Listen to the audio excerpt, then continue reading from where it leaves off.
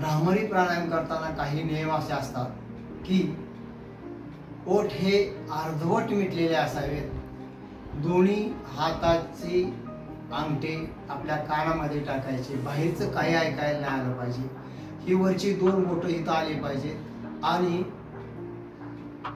मधली 2 बोटं हे डोळ्यावर ठेवायची आणि फक्त मचं गुंजन करायचं, हनी बी चा आवाज काढायचा।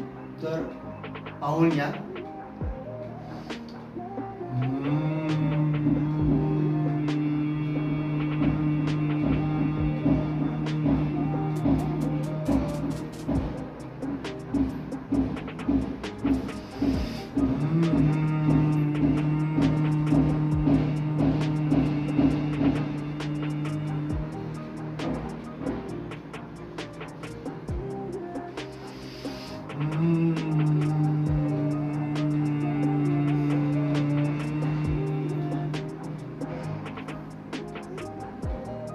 याचा उपयोग अतिशय छान आहे, विद्यार्थ्यांसाठी अतिशय मौल्यवान हा अभ्यास आहे की जे ते वाचन त्याच्या लक्षात राहतं आणि त्याची मेमरी शार्प होते। दुसरी गोष्ट, आपल्याला झोप ही खूप छान लागते।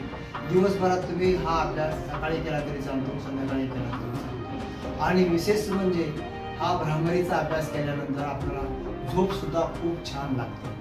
तर मित्रांनो, हा अभ्यास तुमच्यासाठी आहे आणि तुमच्या लहान मुलांसाठी सुद्धा छान आहे। आपली जे मोठी माणसं असतात ते मोठ्या माणसाची मेमरी जाग्याला राहते, स्वतःचं नाव सुद्धा कधी कधी विसरते, तर ते विसरू नये म्हणून हा भ्रामरीचा अभ्यास रोज करा।